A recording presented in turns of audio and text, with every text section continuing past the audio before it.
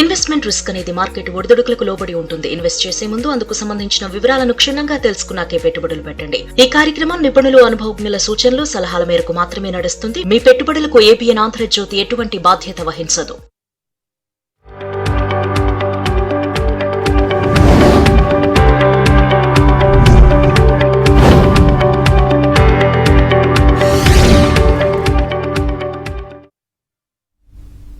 Business updates చూద్దాం. దేశీయ stock మార్కెట్లు భారీ నష్టాలు కొనసాగుతున్నాయి. సెన్సెక్స్, నిఫ్టీ నష్టాలు ట్రేడ్ అవుతున్నాయి. ఓఎన్జీసీ, హిందుస్థాన్ జింక్, వేదాంత షేర్లు లాభాలు ట్రేడ్ అవుతున్నాయి. Adani green energy, Adani power, LTM షేర్లు నష్టాలు కొనసాగుతున్నాయి. ఈ రోజు మార్కెట్ కి సంబంధించి వారి విశ్లేషణ తెలియజేసేందుకు బిజినెస్ అనలిస్ట్ వెంకట్ మేఘా గారు లైవ్ లో సిద్ధంగా ఉన్నారు. Good afternoon sir. Good afternoon అండి. సార్, ఈ రోజు మార్కెట్స్ చూస్తే నష్టాల్లోనే ప్రారంభమయ్యాయి. సో నష్టాలను చూడడం జరుగుతుంది. సో దీన్ని ఏ విధంగా అర్థం చేసుకోవాలంటారు? సో ఇదే కొనసాగుతుందా? సో ఎలా ఉండొచ్చు? ఈ రోజుతో కలిపి వరుసగా 4వ ట్రేడింగ్ సెషన్ అండి ఇది మనకి నష్టాల్లో ట్రేడ్ అవటం. సో ఇది కంటిన్యూ అవుతుందా అంటే నెక్స్ట్ ఇయర్స్ కంటిన్యూ అవడానికి ఛాన్స్ ఉందండి. రేపు కూడా ఇది కంటిన్యూ అవడానికి ఛాన్స్ ఉంది. నిఫ్టీకి చూసుకుంటే మనకి 23,155 దగ్గర మేజర్ సపోర్ట్ లెవెల్స్ అయితే ఉన్నాయి. సో 23,155 వరకు కూడా నిఫ్టీ రావడానికి ఛాన్సెస్ అయితే ఉన్నాయండి.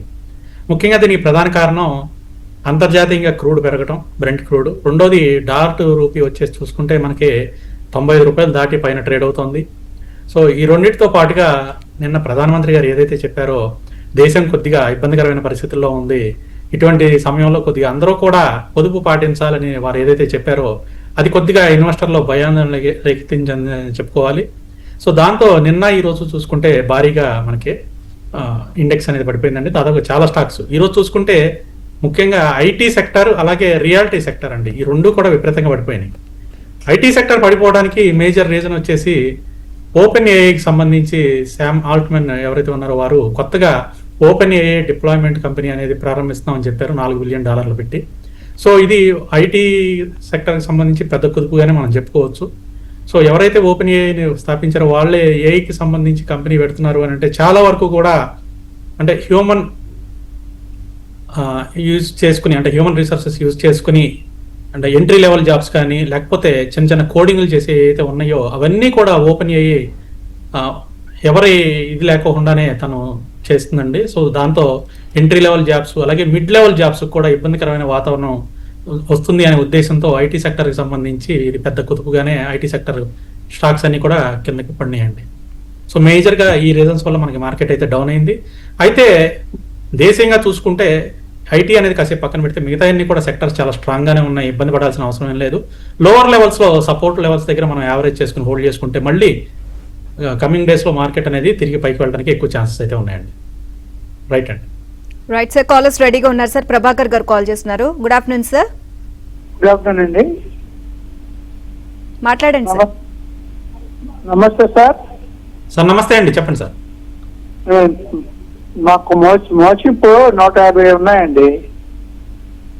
మోచిప్ 150 ఉన్నాయి. ఎంతలో ఉన్నాయండి? 350 ఉన్నాయండి. 350లో ఉన్నాయి. ఓకే. తర్వాత ఆర్వీఎన్ఎల్ 200 షేర్లు ఉన్నాయండి. ఆర్వీఎన్ఎల్ ఎంతలో ఉన్నాయి? 450లో ఉన్నాయండి. 450లో ఉన్నాయి. ఇవి హోల్డింగ్ లో ఉన్నాయి, ఉంచమంటారా? ఉంచండి. మోచిప్ ఇబ్బంది ఏమి లేదు. ఈ రోజు మనకి డౌన్ అయింది కానీ లాస్ట్ టూ ట్రేడింగ్ సెషన్స్ లో కూడా మనకి పాజిటివ్ లోనే ఉంది. ఈ రోజు మాత్రమే మనకి 5.46% పడింది. మోచిప్ మీరు కొంచెం కిందకు వచ్చిన తర్వాత అరౌండ్ 200 ఆ జోన్కి వచ్చినప్పుడు యావరేజ్ కూడా ప్లాన్ చేసుకుని హోల్డ్ చేసుకోవచ్చు. 200 నుంచి 205 మధ్యలో వస్తే యావరేజ్ కూడా చేసుకుని హోల్డ్ చేయొచ్చండి. ఆర్వీఎన్ఎల్ మాత్రం బాగా కన్సాలిడేషన్లో ఉందండి. చాలా రోజుల నుంచి కన్సాలిడేషన్లో ఉన్న స్టాక్ ఇది ఆర్వీఎన్ఎల్. ఇప్పుడు ప్రస్తుతం కొంచెం మనకి డౌన్ ట్రెండ్ కనిపిస్తుంది. అలాగే రిజల్ట్స్ కూడా ఉన్నాయి నెక్స్ట్ వీక్. రిజల్ట్స్ చూసుకున్న తర్వాత అప్పుడు యావరేజ్ ప్లాన్ చేయండి, ఇప్పుడైతే యావరేజ్ ఏం చేయొద్దు. రైట్ అండి. Right sir. Next caller Kishan garu call చేస్తున్నారు. Good afternoon sir. Good afternoon madam. Venkat garu నమస్కారం అండి. నమస్తే కిషన్ గారు. మా దగ్గర కోరమండల్ ఇంటర్నేషనల్ ఉన్నాయి సార్, అవి నో లాస్ నో గెయిన్ లో ఉన్నాను. రిజల్ట్ ఫ్లాట్ గా ఉంది కదా, ఉంచుకోవాలా ఎగ్జిట్ కావాలా? ఇంకొకటి ఎంఆర్ఎఫ్ ఏ రేట్ తీసుకోవచ్చు sir? New by. MRF fresh entry. MRF ఇప్పుడే వద్దండి, 1,23,000 వరకు రావడానికి ఛాన్స్ కనిపిస్తుంది. సో 1,23,000 వరకు వచ్చి తిరిగి పెరుగుతూ ఉంటే అప్పుడు తీసుకోండి, ఇప్పుడే వద్దు. ఎందుకంటే టెక్నికల్ ప్యాటర్న్ కొంచెం డౌన్ ట్రెండే కనిపిస్తోంది. 1,23,000 బ్రేక్ అయిందంటే మళ్ళీ 1,16,000 వరకు రావడానికి ఛాన్స్ ఉంది. అందుకని 1,23,000 వరకు వచ్చి తర్వాత నెక్స్ట్ డే పాజిటివ్గా క్లోజ్ అయితే అప్పుడు తీసుకోండి. కోరమండల్ హోల్డ్ చేయండి సార్. అంటే రిజల్ట్స్ వీక్గానే ఉన్నాయండి. వాస్తవంగా చెప్పాలంటే రిజల్ట్స్ వీక్గానే ఉన్నాయి కానీ బాగా డ్రాప్ అయిన స్టాక్ ఇది. దాదాపుగా 2,700 దగ్గర నుంచి ప్రస్తుతం 1,900లో ట్రేడ్ అవుతున్న స్టాకు. సపోర్ట్స్ అయితే తీసుకుంది, సపోర్ట్ లెవెల్స్ దగ్గరే ఉంది. హోల్డ్ చేయండి సార్ కృష్ణ గారు, పర్లేదు, నో లాస్లో ఉన్నారు కాబట్టి హోల్డ్ చేయండి, ఇబ్బంది లేదు. రైట్ అండి. నెక్స్ట్ కాలర్ రాజశేఖర్ గారు కాల్ చేస్తున్నారు. Good afternoon sir. నమస్తే వెంకట గారు. కూడా నమస్తే హలో. అండి. సార్ అనంతరాజు 530లో ఉన్నాయి సార్. శ్రీరామ్ ఫైనాన్స్ 970లో, వన్ మాప్ 228లో ఉన్నాయి సార్. ఇట్లా ఉంచుకోమంటారా, సేల్ చేయమంటారా? మూడో స్టాక్ ఏంటండి? One map, one Mobikwik. One Mobik ONEMOB. అదేనండి, one Mobikwik systems limited. Yes sir. Right అండి. సో మూడు కూడా ఆల్రెడీ హోల్డింగా? అవును సార్. అనంతరాజు ఎంతలో ఉన్నాయన్నారు? 530 సార్.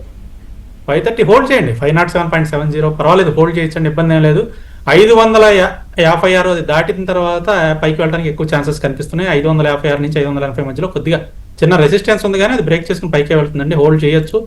శ్రీరామ్ ఫైనాన్స్ కొంచెం కిందకు వస్తే మళ్ళీ యావరేజ్ చేయండి. మీరు ఏ ప్రైస్లో తీసుకున్నారో నాకు ఐడియా లేదు కానీ ఒకవేళ కిందకు వస్తే మాత్రం యావరేజ్ చేయండి. 880 నుంచి 900 మధ్యలో వచ్చినప్పుడు యావరేజ్ చేసుకోవచ్చు, ఇప్పుడే వద్దు. అలాగే వన్ మొబైవిక్ వచ్చేసి బాగా కన్సల్టేషన్లో ఉందండి. మీరు లాస్లో ఉంటే మాత్రం ప్రస్తుతానికి హోల్డ్ చేద్దాం. ఒకవేళ నో లాస్ నో ప్రాఫిట్లో ఉంటే ఎగ్జిట్ అయిపోండి. రైట్ అండి. నెక్స్ట్ కాలర్ కృష్ణారెడ్డి గారు కాల్ చేస్తున్నారు. Good afternoon sir. Sir present rate లో కళ్యాణ్ జ్యువెలరీస్ తీసుకోవచ్చు సార్? ఏ రేట్లో తీసుకోవచ్చు? కళ్యాణ్ జ్యువెలరీస్ ఇప్పుడు వద్దులేండి ప్రస్తుతానికి, ఎందుకంటే జ్యువెలరీ స్టాక్స్ అన్ని కూడా కొంచెం డౌన్ రావడానికి ఛాన్సెస్ అయితే కనిపిస్తున్నాయి. సో కొద్దిగా న్యూస్ వల్ల అయితే కిందకైతే వస్తున్నాయి. ఈ ప్రైస్లు అయితే వద్దు. ఒకవేళ తీసుకుందాం అనుకున్నా కూడా టెక్నికల్గా బాగా వీక్గా కనిపిస్తుందండి కళ్యాణ్ జ్యువెలర్స్. ఏదైనా తీసుకుందాం అనుకున్నా కూడా 300 ఆ రేంజ్కి వచ్చినప్పుడు తీసుకోండి, కొంచెం బెటర్ ప్రైస్గా ఉంటుంది మనకి. రైట్ అండి. Right sir. సార్ స్టాక్ వైజ్గా అంటే సెక్టార్స్ వైజ్గా చూస్తే మనం ఏ సెక్టార్స్ బెటర్గా పర్ఫామ్ చేస్తున్నాయి సార్? అంటే ఈ రోజు వరకు కాకుండానండి, ఓవరాల్గా నెక్స్ట్ కమింగ్ డేస్లో కూడా మనకి మెటల్ సెక్టర్ ఒకటి బాగుంటుందండి. మెటల్ సెక్టర్ ఒకటి, ఫార్మా సెక్టర్ ఒకటి, ఈ రెండు కొంచెం బెటర్గా ఉంటాయి కమింగ్ డేస్లో కూడా. అలాగే ఆటో సెక్టర్, దాని తర్వాత ఆటో సెక్టర్ అండ్ FMCG, ఈ 4 సెక్టర్లు కొద్దిగా బెటర్గా ఉంటాయండి. మిగతా సెక్టర్లు అన్నీ కూడా కొంచెం ఏదో ఒక న్యూస్ వల్ల అప్ అండ్ డౌన్స్గా ఉండడానికి ఎక్కువ ఛాన్సెస్ కనిపిస్తున్నాయి. Right sir. కాలర్ రెడీగా ఉన్నారు సార్. అనిత గారు కాల్ చేస్తున్నారు. గుడ్ ఆఫ్టర్నూన్ అండి. Good afternoon madam. Good afternoon sir. Sir నా దగ్గర నేను వరాకిల్ ఫైనాన్షియల్ సర్వీసెస్ తీసుకోవాలనుకుంటున్నానండి ఫ్రెష్ గాని. అలాగే నా దగ్గర లారస్ ల్యాబ్స్ ఉన్నాయండి. 1050 యావరేజ్ లో ఎంత వరకు హోల్డ్ చేయొచ్చు? CG పవర్ కూడా ఉందండి 680 యావరేజ్ లో, ఎంత వరకు హోల్డ్ చేయొచ్చండి? OFSS మాత్రం బై అండి ఫ్రెష్. అంటే CG పవర్ ఎంతలో ఉందన్నారు? CG పవర్ 680 అండి, 200 షేర్స్ ఉన్నాయండి. ఓకే. లారస్ ల్యాబ్స్ హోల్డ్ చేయండి మేడం. ఆల్మోస్ట్ మనకి 1500 వరకు వెళ్ళడానికి ఛాన్స్ ఉంది. ఈ మధ్యలో కొద్దిగా కిందకి వచ్చినా కూడా మళ్ళీ తిరిగి పెరుగుతుంది, 1500 వరకు వెళ్తుందండి, హోల్డ్ చేయండి. ప్రస్తుతం 1270లో ఉంది. OFSS ఫ్రెష్ ఎంట్రీ అంటున్నారా? ఇప్పుడే వద్దండి, కొంచెం కిందకి రానివ్వండి. 8900 దగ్గర మనకి సపోర్ట్ లెవెల్స్ ఉన్నాయి. సో 8900 సపోర్ట్ లెవెల్ తీసుకుని తిరిగి మనకి పాజిటివ్లో క్లోజ్ అయితే అప్పుడు ఎంట్రీ తీసుకోండి. లేదా సపోర్ట్ బ్రేక్ అయిందంటే మళ్ళీ నెక్స్ట్ 8000 వరకు కూడా వచ్చేస్తుంది. అలాగే CG పవర్ కూడా చిన్న ప్రాఫిట్లోనే ఉన్నారు మీరు. CG పవర్ హోల్డ్ చేసుకోవచ్చు అంటే ప్రస్తుతం ప్రాఫిట్ బుకింగ్ చేయండి మేడం. CG పవర్ ఏం చేస్తారంటే కొంచెం ప్రాఫిట్ బుకింగ్ చేయండి, మళ్ళీ కిందకు వచ్చిన తర్వాత యాడ్ చేయండి. అరౌండ్ 800 ఆ జోన్కి వస్తే, 790 నుంచి 800 జోన్కి వస్తే మళ్ళీ యాడ్ చేయండి. ఇప్పుడైతే ప్రాఫిట్ బుకింగ్ చేయండి. రైట్ అండి. సార్ మోడీ గోల్డ్ కి సంబంధించి అండ్ ఎవరు కూడా ఒక 1 year వరకు గోల్డ్ కొనకూడదు అని చెప్పడం జరిగింది. సో ఈ అంశానికి సంబంధించి ఈ టాపిక్ అయితే హాట్ టాపిక్ గా మారిందనే చెప్పాలి. సో దీనికి సంబంధించి మరి గోల్డ్ రేట్స్ అంటే వెండి రేట్లు ఆల్రెడీ పెరిగాయి. సో ఎలా ఉండొచ్చు అంటారు మార్కెట్స్ మీద దీని ప్రభావం ఎలా ఉండొచ్చు మోడీ వ్యాఖ్యలు? కొంతవరకు మార్కెట్ ని ప్రభావితం చేస్తాయండి. అంటే వారు చెప్పిన దాంట్లో కూడా ఒక పాజిటివ్గా మనం తీసుకుంటే సో ఎకానమీకి సంబంధించి వారు ఒకటి క్లియర్గా చెప్పారు. ఒకటి డాలర్ రేటు విపరీతంగా, అంటే compare to US to Indian rupee, US dollar to Indian rupee కంపేరిటివ్గా చూసుకుంటే బాగా పెరిగిపోయిందండి. 90 రూపాయలు దాటి వెళ్ళిపోయింది. రెండోది crude oil, Brent crude oil వచ్చేసి $105 పైన బ్యారెల్ ట్రేడ్ అవుతుంది. ఒక పక్కన క్రూడ్ ఆయిల్ రేట్లు పెరుగుతున్నాయి, ఇక్కడేమో రూపీ వాల్యూ బాగా డిప్రిషియేట్ అయింది. ఇవాళ ఉన్న పరిస్థితుల్లో మనం క్రూడ్ ఆయిల్ కొనుక్కోవాలి అని అంటే ఎక్కువ డాలర్లు పెట్టి కొనుక్కోవాలి.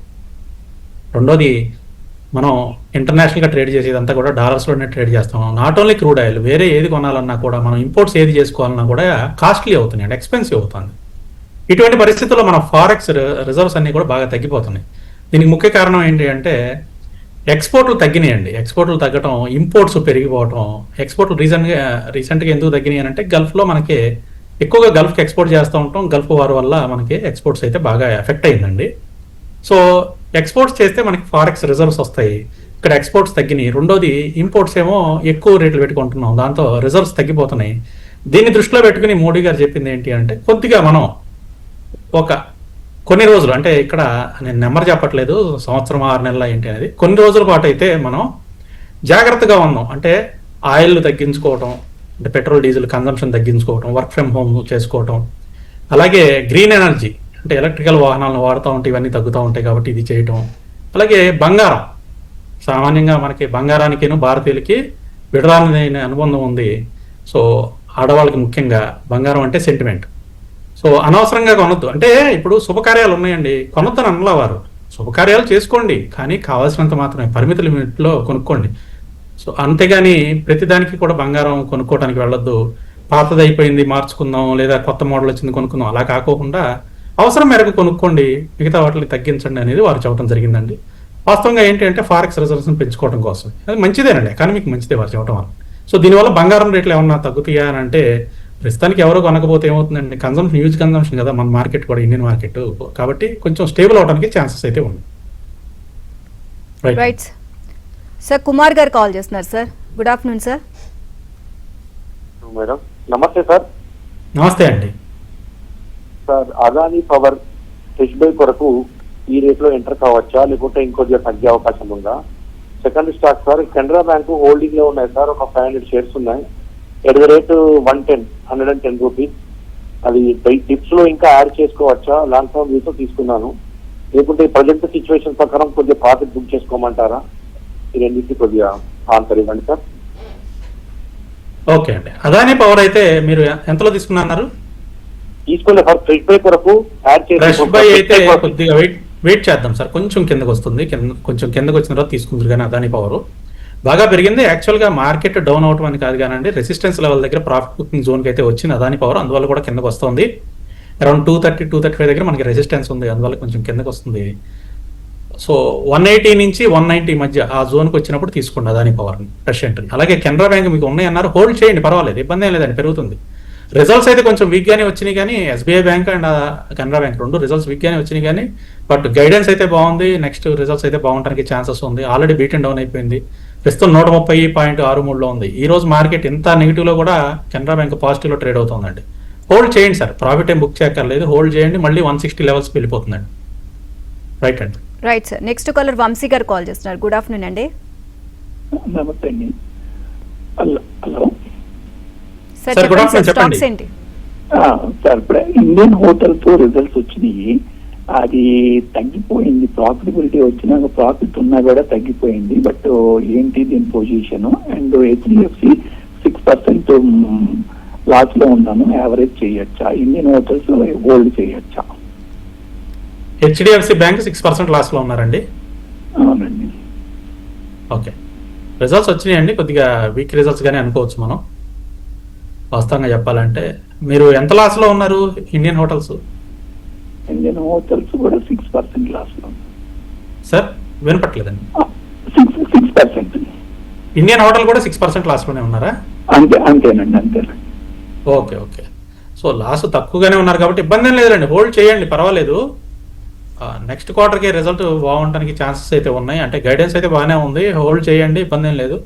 ఒకవేళ ఇంకా కిందకు వస్తే అరౌండ్ 600 ఆ జోన్కి వస్తే యావరేజ్ చేద్దాం. హెచ్డిఎఫ్సి బ్యాంక్ కూడా అంతేనండి, అరౌండ్ 730 ఆ జోన్కి వస్తే యావరేజ్ చేసుకుని హోల్డ్ చేయండి, మళ్ళీ తిరిగి పెరుగుతుందండి HDFC bank. Right sir, next caller Rajesh గారు కాల్ చేస్తున్నారు. Good afternoon sir. Hello madam, sir నాకు 2 స్టాక్స్ డౌట్ సార్. సిఎంపీడిఎల్ 30% లో ప్రాఫిట్ లో ఉన్నా సార్, దాన్ని హోల్డ్ చేస్తే ఎగ్జిట్ అయిపోతా, ప్రాఫిట్ బుక్ చేసుకోవచ్చా? ఇంకోటి ఎస్బీఐ ఈ టైంలో బై చేయొచ్చా సార్? రెండోది ఎస్బీఐ. ఎస్బీఐ ఈ టైంలో బై చేయొచ్చా? సెంట్రల్ మైనింగ్ మీరు లాభాల్లోనే ఉన్నారా? 30% ప్రాఫిట్. ప్రాఫిట్ ఉంటే ప్రాఫిట్ బుక్ చేసుకోండి. ఈ రోజు కూడా మీకు దాదాపుగా 256 వరకు వెళ్ళింది, కానీ సస్టైన్ అవ్వలేదు. ప్రస్తుతం 233లో ఉంది. 8.85% ప్రాఫిట్లోనే ఉంది. కొంత ప్రాఫిట్ అయితే ఇక్కడ బుక్ చేసుకోండి సార్. మొత్తం బుక్ చేయదు కానీ కొంత ప్రాఫిట్ బుక్ చేసుకోండి. ఎస్బీఐ కొంచెం కిందకు వచ్చిన తర్వాత తీసుకుంటే బాగుంటుందండి. 950 ఆ జోన్కి వస్తే తీసుకోండి. 977.70 ట్రేడ్ అవుతుంది. ఈరోజు ఎస్బీఐ కూడా ప్రాఫిట్లోనే ట్రేడ్ అవుతుంది, మిగతా అన్ని స్టాక్స్ ఎట్లా ఉన్నా కూడా. అయినా కొంచెం కిందకు వచ్చిన తర్వాత తీసుకోవడం బెటర్గా కనిపిస్తుంది. 950 ఆ జోన్కి వచ్చినప్పుడు తీసుకోండి. రైట్ అండి. Right sir. Sir Nifty and bank Nifty position ఏ విధంగా ఉంది సార్?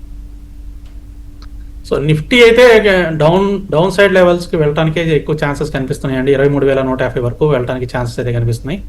అది ఈ రోజు అయితే వెళ్ళదులేండి. ఈ రోజు ఆల్మోస్ట్ మార్కెట్ క్లోజింగ్ అవర్స్కి వచ్చేసింది కదా. కీలకమైన ఇంటర్మీడియట్ సపోర్ట్ 23,555 అయితే బ్రేక్ అయిపోయి కిందకు వస్తుంది. కాబట్టి నెక్స్ట్ 1 or 2 డేస్లో 23,150 వరకు కూడా రావడానికి ఛాన్స్ ఉందండి. సో అది మంచి సపోర్ట్ ఏరియా. ఒకవేళ ఆ జోన్కి కనుక వస్తే 1 or 2 డేస్లో లేదా ఈ వీక్లో కనుక ఆ జోన్కి కనుక వస్తే అక్కడ మనం బయింగ్ చేసుకోవచ్చు అండి. అది మంచి బయింగ్ ఆపర్చునిటీ. అలానే బ్యాంక్ నిఫ్టీకి కూడా మనం గమనిస్తే బ్యాంక్ నిఫ్టీకి లోవర్ లెవెల్లో సపోర్ట్ లెవెల్స్ వచ్చేసి 51,900 అండి. 51,900 దగ్గర మేజర్ సపోర్ట్లు అయితే కనిపిస్తున్నాయి. ప్రస్తుతం 53,708లో ఉంది. సో ఈ లెవెల్స్ ప్రీవియస్గా వచ్చిన పెద్ద హ్యూజ్ గ్యాప్ అండి. ఆ గ్యాప్ ఫిల్లింగ్కి మళ్ళీ కిందకు వస్తుందండి. టెక్నికల్గా కూడా నిఫ్టీ అండ్ బ్యాంక్ నిఫ్టీ డౌన్కి రావాలి. సో ఈ లోపల మనకి న్యూస్ వచ్చింది. ఆ న్యూస్ వల్ల కూడా మనకి కొద్దిగా ఫాల్ అనేది కనిపిస్తాం. Right sir, next caller Ali గారు కాల్ చేస్తున్నారు. Good afternoon sir. నమస్తే మేడం. నమస్తే సార్. నమస్తే అండి. సార్, ఇది బ్యాంక్ నిఫ్టీ అయినా సరే, ఇది సెన్సెక్స్ అయినా సరే రేపు ఎట్లుంటుంది సార్ సిచ్యువేషన్? ఇంకోటి కళ్యాణ్ జ్యువెలర్స్ ఇప్పుడు కొనొచ్చా సార్? రైట్ ప్రైజ్ అయినా? కళ్యాణ్ జ్యువెలర్స్ వద్దండి, ఇప్పుడే చెప్పాను నేను. సో గోల్డ్కి సంబంధించిన స్టాక్స్ ఏదైతే ఉన్నాయో కొద్ది రోజులు వెయిట్ చేద్దామండి. కొద్దిగా ఈ న్యూస్ అంతా కూడా డైల్యూట్ అయిపోయిన తర్వాత మళ్ళీ వాటిల్లో ఎంట్రీ ప్లాన్ చేయొచ్చు. ఇప్పుడైతే వద్దండి. వేదాంత తీసుకోవచ్చా సార్? వేదాంత తీసుకోవచ్చండి. వేదాంత ఇబ్బంది లేదు. డీమర్జ్ అయిపోయింది. డీమర్జ్ అయిపోయిన తర్వాత మంచి ప్రైజ్లోకి వచ్చింది. ప్రస్తుతం 303లో ట్రేడ్ అవుతుంది. ఈ రోజు కూడా 1.76% పాజిటివ్లో ట్రేడ్ అవుతుంది. మంచి ప్రైజ్లోనే ఉందండి, తీసుకోండి. రైట్ అండి. సార్ ఈ వారం అంతా మార్కెట్స్ ఏ విధంగా ఉండొచ్చు అంటారు సార్? సార్ ఎక్కడన్నా అంటే మార్కెట్స్ ఇప్పటి వరకు చూస్తున్నాం అంటే నష్టాల్లోనే చూస్తున్నాం ఎక్కువగా మనం. సో ఈ నేపథ్యంలో ఎక్కడ రెసిస్టెన్స్ అనేది కనిపిస్తుంది? రెసిస్టెన్స్ కాదండి, సపోర్ట్లే చూసుకోవాలి. డౌన్ సైడ్ వచ్చేటప్పుడు సపోర్ట్లు ఇందాక మనం చెప్పుకున్నాం, support levels already Nifty and bank నిఫ్టీలో. అలానే ఈ వారం ఎలా ఉండబోతుందంటే రేపు కొంచెం ఏదన్నా ఉంటే చిన్న పాజిటివ్ ఉండొచ్చు, కానీ మళ్ళీ తర్వాత మళ్ళీ డౌన్ సైడ్ రావడానికి ఛాన్స్ ఉంది. అయితే ఓవరాల్గా వీకెండ్ అంటే ఫ్రైడే రోజున మళ్ళీ పాజిటివ్గా ఉండడానికి మార్కెట్లో అయితే ఛాన్సెస్ ఎక్కువగా కనిపిస్తున్నాయండి. ఫ్రైడే అండ్ నెక్స్ట్ వీక్ కూడా కొంచెం పాజిటివ్గా ఉండడానికి ఛాన్సెస్ కనిపిస్తున్నాయి. ముఖ్యంగా అవి పాజిటివ్గా ఉండాలంటే నిఫ్టీ అండ్ బ్యాంక్ నిఫ్టీ రెండు కూడా సపోర్ట్ లెవెల్స్కి వచ్చి సపోర్ట్ తీసుకుని అక్కడ హోల్డ్ చేస్తే మాత్రం డెఫినెట్గా పాజిటివ్లోకి వెళ్ళిపోతాయి మళ్ళీ. రైట్ సార్, కాలర్ రెడీగా ఉన్నారు సార్. ప్రసాద్ గారు కాల్ చేస్తున్నారు. Good afternoon sir. Good afternoon sir. Madam Venkata గారికి కూడా గుడ్ ఆఫ్టర్నూన్ అండి. గుడ్ ఆఫ్టర్నూన్ అండి. సార్ ప్రసాద్ సార్ గారు. సార్ నా దగ్గర SJVN 104లో ఒక 50,000 షేర్స్ ఉన్నాయి సార్. లాంగ్ టర్మ్ కి ఓకే ఉంచుకోవచ్చా లేదంటే ఎగ్జిట్ అవ్వాలన్నా చెప్తారండి sir? Long term sir. Long run కి ఉంచుకోవచ్చండి. అయితే ఇప్పుడు బాగా లాస్ లో ఉన్నారు కదా, ఇప్పుడు ఎట్లా ఎగ్జిట్ అవుతారు? ఎగ్జిట్ అయితే ఇబ్బంది అవుతుంది. ఫ్రైడే రిజల్ట్స్ ఉన్నాయి సార్ SJVN లో. సో రిజల్ట్స్ చూసిన తర్వాత యావరేజ్ ప్లాన్ చేద్దాం. యావరేజ్ చేసుకుని హోల్డ్ చేయండి. SJVN బాగానే ఉంది సార్, ఇబ్బంది ఏం లేదు. బుక్ వాల్యూ కూడా మనకి హెల్తీగానే ఉంది, 37.1. అయితే రీసెంట్గా ప్రాఫిట్ గ్రోత్ అయితే కొంచెం బాగా డౌన్ అయిందండి. సో ఇప్పుడు మళ్ళీ రేపు రిజల్ట్స్ అప్పుడు ప్రాఫిట్లు ఏమన్నా కొంచెం బెటర్గా వస్తే బాగానే ఉంటుంది. సో ఇది ఒక్కటే మెయిన్ కన్సర్న్ ఏంటంటే ప్రాఫిట్ గ్రోత్ కొంచెం డౌన్లో ఉంది, అది ఒక్కటే పాయింట్. ఈసారి రిజల్ట్స్ కనుక బాగుంది అని అనిపిస్తే మాత్రం ఇమీడియట్గా మీరు యావరేజ్ చేసుకుని హోల్డ్ చేయండి, లేదంటే కొంత క్వాంటిటీ ఎగ్జిట్ అవడానికి చూద్దాం. రైట్ సార్, నాగార్జున గారు కాల్ చేస్తున్నారు sir. Good afternoon sir. Sir Venkata గారు good afternoon sir. Good afternoon sir. Closing లో కాల్ చేశారు మీరు? అవును సార్, ట్రై చేస్తున్నాను, బిజీ వస్తాను సార్. చెప్పండి సార్. రెయిన్ ఇండస్ట్రీస్ హోల్డ్ చేయమంటారు సార్? 140 లో ఉన్నాయి, నేను హోల్డ్ చేస్తున్నాను. మార్కెట్ కిందకి వస్తుంది కదా, హోల్డ్ చేయమంటారా ఎగ్జిట్ తీసుకుంటారు? రిజల్ట్స్ అయితే బాగున్నాయి. రిజల్ట్స్ బాగున్నాయి సార్. ఈ రోజు మాత్రమే మనకి అది కిందకి వస్తుంది. నిన్న కూడా బాగా పెరిగిందండి. అవును సార్. నిన్న కూడా మనకి 13.9% పెరిగింది. ప్రాఫిట్ లో ఉన్నారా మీరు రెయిన్ లో? అవును సార్. హోల్డ్ చేయండి సార్, పర్వాలేదు. టెక్నికల్ గా బానే ఉంది. 155 పైన ఉన్నంతసేపు ఇబ్బంది ఏం లేదు. హోల్డ్ చేసుకోండి. రైట్ అండి. Right sir. సార్ ఇప్పటి వరకు ఉన్న కంపెనీ రిజల్ట్స్ ఎలా ఉన్నాయి సార్? ఇప్పటి వరకు వచ్చినవి ఇంకా ఏమైనా కంపెనీస్ రిజల్ట్స్ ని అనౌన్స్ చేసే అవకాశం ఉందంటారా?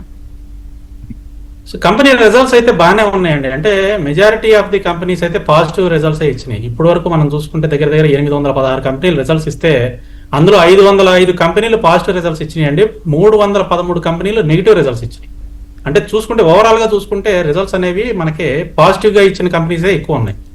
ఈ రోజు కూడా మేజర్ కంపెనీస్ రిజల్ట్స్ ఉన్నాయండి. Torrent power, doctor Reddy's, Tata power, అలాగే Dixon technologies, Max financials, Berger paints, major companies ఉన్నాయండి.